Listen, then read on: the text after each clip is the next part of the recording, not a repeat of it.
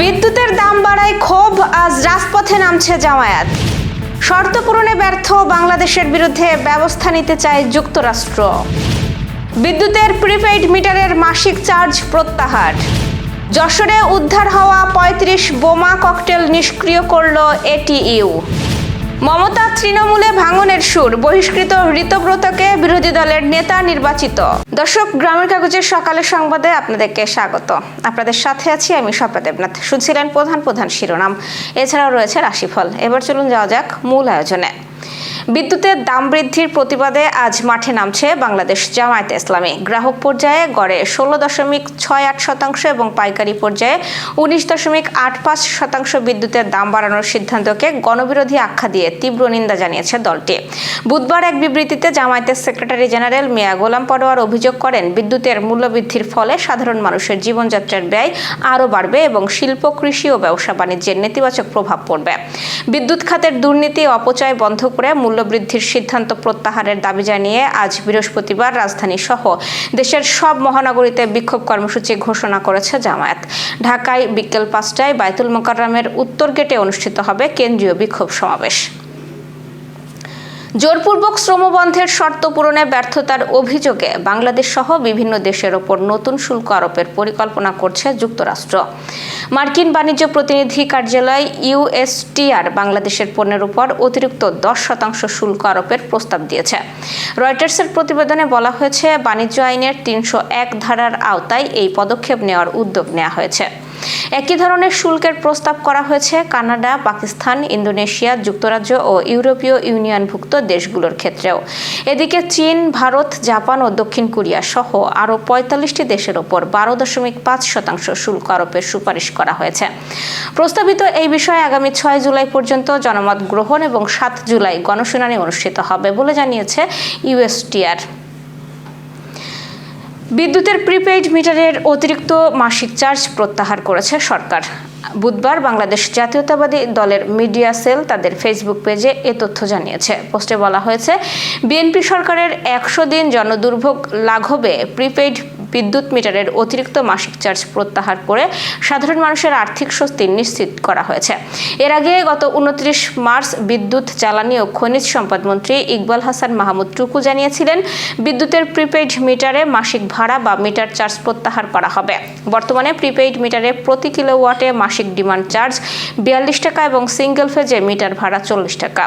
এই চার্জের সঙ্গে অতিরিক্ত ৫% ভ্যাট যুক্ত হয়। এই অতিরিক্ত চার্জ নিয়ে গ্রাহকদের মধ্যে ব্যাপক ক্ষোভ ছিল। যশোরের অভয়নগরে ৫টি মামলায় উদ্ধার করা ৩৫টি বোমা ও ককটেল নিষ্ক্রিয় করা হয়েছে।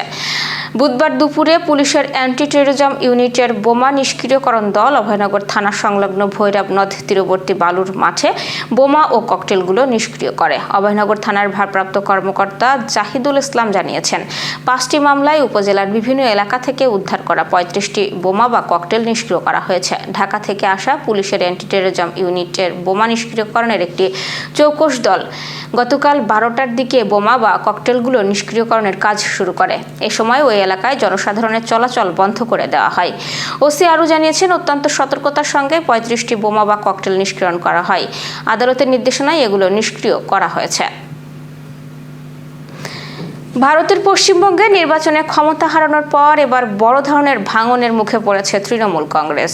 দলীয় প্রধান মমতা বন্দ্যোপাধ্যায়ের নির্দেশ উপেক্ষা করে দলের ৫৮ বিধায়ক বহিষ্কৃত নেতা ঋতব্রত বন্দ্যোপাধ্যায়কে বিধানসভার বিরোধী দলীয় নেতা হিসেবে নির্বাচিত করেছেন। বুধবার বিদ্রোহী বিধায়কেরা পশ্চিমবঙ্গ বিধানসভার স্পিকারের কাছে এই বিষয়ে চিঠি জমা দেন। একই সঙ্গে মুখ্য সচেতক হিসেবে আখতারুজ্জামানকে নির্বাচিত করা হয়েছে। এদিকে সাম্প্রতিক নির্বাচনে ভরাডুবির পর তৃণমূলের অভ্যন্তরীণ কোন্দল আরও প্রকাশ্যে এসেছে। স্বাক্ষর জালিয়াতির অভিযোগকে কেন্দ্র করে ঋতব্রত বন্দ্যোপাধ্যায় ও সন্দীপন সাহাকে দল থেকে বহিষ্কার করা হয়। এর মধ্যেই দলের সব শাখা ও সহযোগী সংগঠনের কমিটি ভেঙে দেওয়ার ঘোষণা দিয়েছে তৃণমূল কংগ্রেস। রাজনৈতিক বিশ্লেষকদের মতে ৮০ সদস্যের বিধানসভা দলে ৫৮ বিধায়কের এই অবস্থান তৃণমূলের ভেতরে বড় ধরনের ভাঙনের স্পষ্ট ইঙ্গিত দিচ্ছে। দর্শক, এবার চলুন জেনে নিই কেমন যাবে আপনার আজকের দিন, অর্থাৎ ৪ জুনের রাশিফল। মেষ রাশির দীর্ঘদিনের কোনো পরিকল্পনা বাস্তবায়নের সুযোগ মিলবে। আর্থিক বিষয়ে সতর্ক থাকুন এবং পারিবারিক পরিবেশ আনন্দময় থাকবে।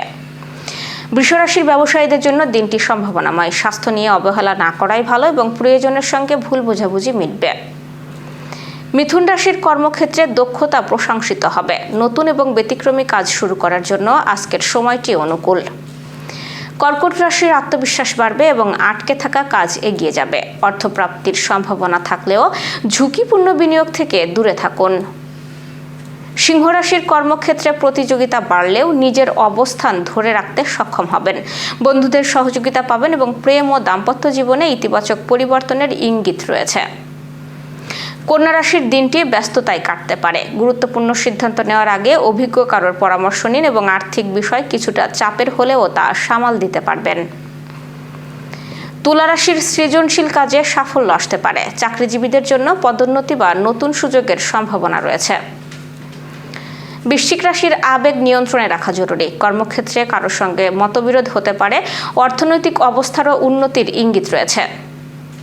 ধনুরাশির ভাগ্য পক্ষে থাকতে পারে। ব্যবসা ও চাকরিতে ইতিবাচক অগ্রগতি দেখা যাবে। ভ্রমণ বা নতুন অভিজ্ঞতা লাভের সুযোগ আসতে পারে।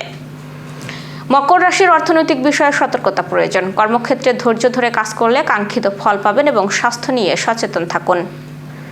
কুম্ভ রাশির নতুন পরিচয় বা যোগাযোগ ভবিষ্যতের জন্য গুরুত্বপূর্ণ হতে পারে। ব্যবসায়ীদের জন্য লাভের সম্ভাবনা রয়েছে।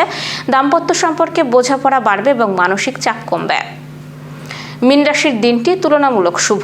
সৃজনশীল ও বুদ্ধিভিত্তিক কাজে সাফল্য মিলবে। আর্থিকভাবে কিছু ইতিবাচক খবর পেতে পারেন। প্রিয়জনের সঙ্গে সুন্দর সময় কাটানোরও সুযোগ রয়েছে। দর্শক, এই ছিল এখনকার আয়োজন। সব খবর সবার আগে জানতে ও দেখতে চোখ রাখুন গ্রামের কাগজের ইউটিউব চ্যানেল ও ফেসবুক পেজে। বিদ্যুৎ ও জ্বালানি তেল ব্যবহারে সাশ্রয়ী হন। আপনার কোনো প্রশ্ন বা তথ্য থাকলে জানাতে পারেন কমেন্টে। এতক্ষণ সাথে থাকার জন্য ধন্যবাদ। পরবর্তী খবর দেখুন বেলা 2:30টায়।